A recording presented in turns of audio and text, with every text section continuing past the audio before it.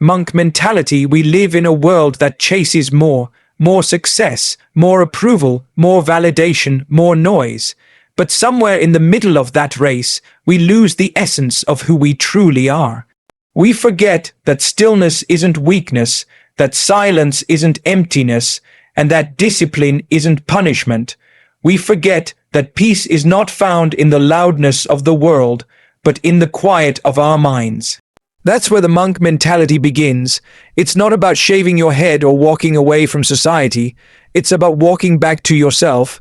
It's about training the mind to no longer be ruled by chaos, but by clarity. To no longer be driven by impulse, but by intention. The monk mentality isn't passive, it's powerful. It doesn't run from the world, it sees through it.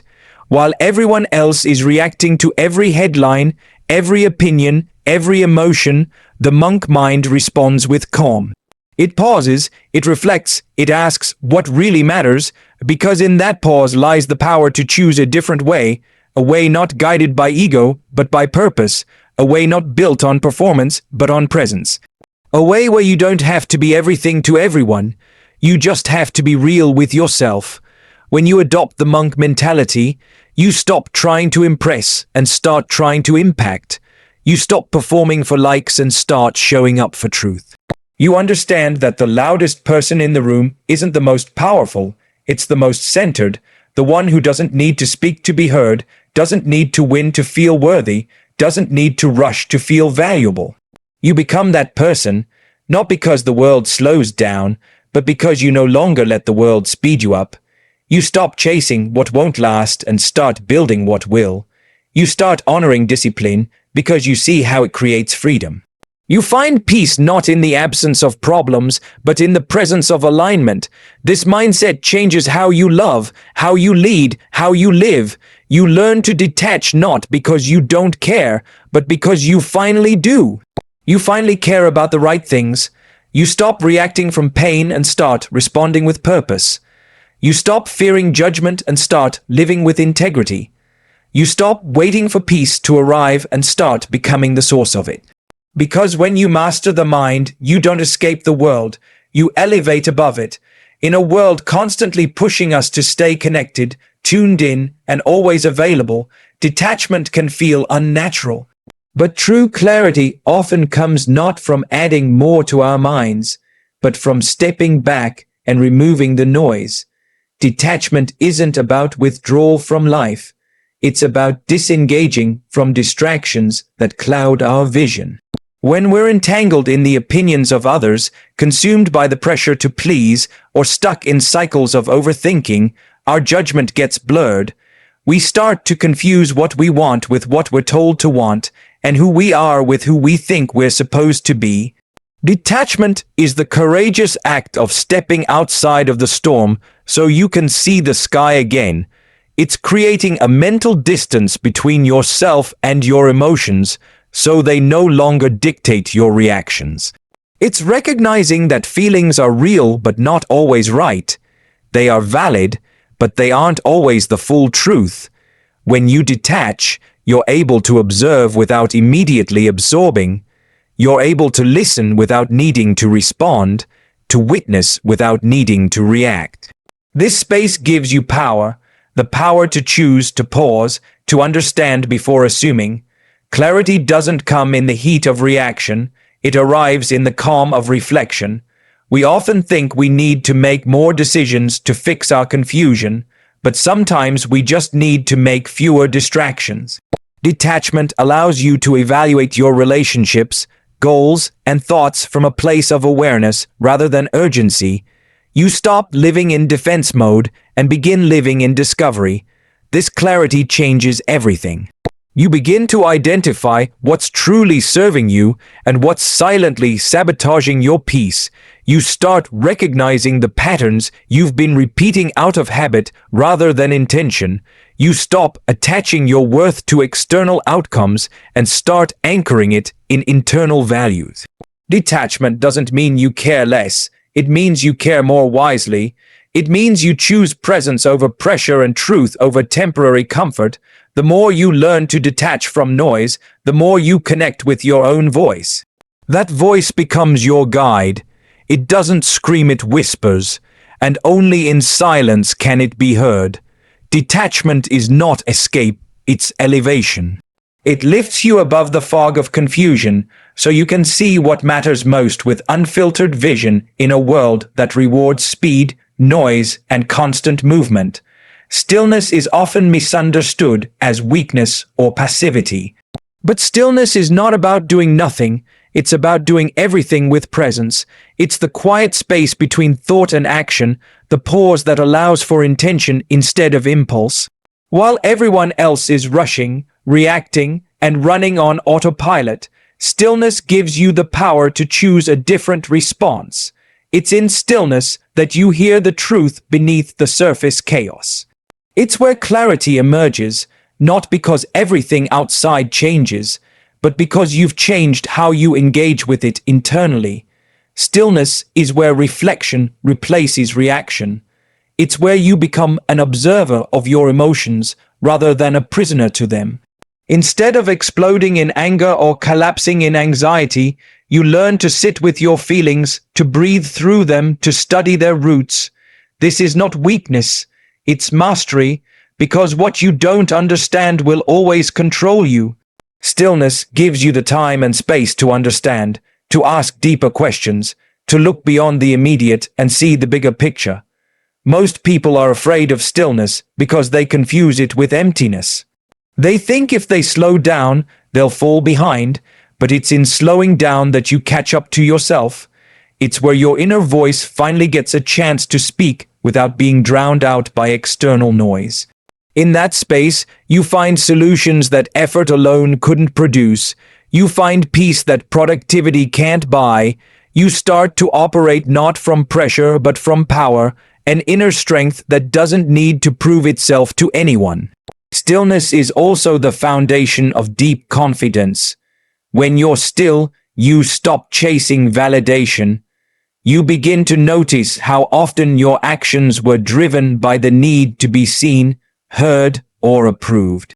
In stillness, you see those patterns for what they are and decide which ones to keep and which ones to let go. You realize that real confidence isn't loud, it's calm. It doesn't need to convince, it simply exists. In stillness, you reconnect with your intention. You stop living by momentum and start living by meaning. While the world runs faster trying to find peace in more, you discover that peace was always found in less. Not less ambition, but less attachment. Not less drive, but less distraction. Discipline is often mistaken for restriction, a harsh set of rules that limits freedom and joy. But in reality, discipline is the path to freedom. It's the structure that holds your goals together, the foundation that supports your growth.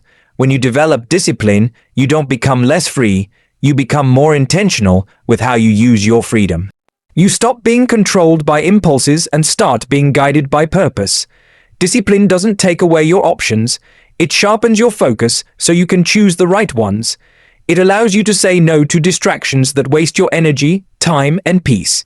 Without discipline, you become a slave to your habits, your emotions, and the opinions of others. You wake up and fall into whatever the world throws at you. You chase comfort instead of commitment, ease over excellence. But discipline teaches you to rise above that. It shows you the power of consistency over chaos. It trains your mind to do what's necessary, even when it's not easy. It helps you build the life you want instead of settling for the one you stumble into. Freedom isn't the absence of boundaries, it's the presence of alignment. When you choose discipline, you're not being hard on yourself. You're being kind to your future. You're creating systems that protect your energy and support your vision. You're making decisions that match your values, not your mood. Discipline isn't about being perfect every day. It's about showing up even on the hard days. It's about building resilience through repetition. The more you practice discipline, the more you trust yourself, and that self-trust becomes a kind of internal freedom no one can take from you. It also frees you from regret. Most people regret what they didn't do, not what they did. Discipline makes sure you don't leave your potential untouched. It keeps you moving when motivation fades.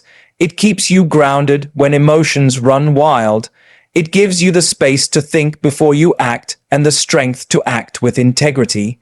Discipline transforms your schedule from a source of stress into a source of stability. It's the silent force behind the loud victories. It doesn't always look glamorous, but it always produces results. You stop reacting to life and start creating it. You stop living by default and start living by design. Ego is the invisible weight we carry that constantly demands to be fed. Fed with praise, attention, validation, and superiority. It whispers lies disguised as confidence, making us believe that we must always win, always be right, always be seen. But what the ego doesn't tell us is that it also builds walls between us and inner peace. The ego thrives in conflict because it sees every challenge as a threat and every disagreement as an attack. It seeks control, not connection. It wants to impress rather than express. And in doing so, it traps us in cycles of defensiveness, comparison, and restlessness. Peace can never exist in a mind that's dominated by ego, because ego is rooted in fear, the fear of being insignificant, unnoticed, or unloved. That fear creates tension in our interactions. It makes us react instead of reflect. It turns conversations into competitions and relationships into battlegrounds.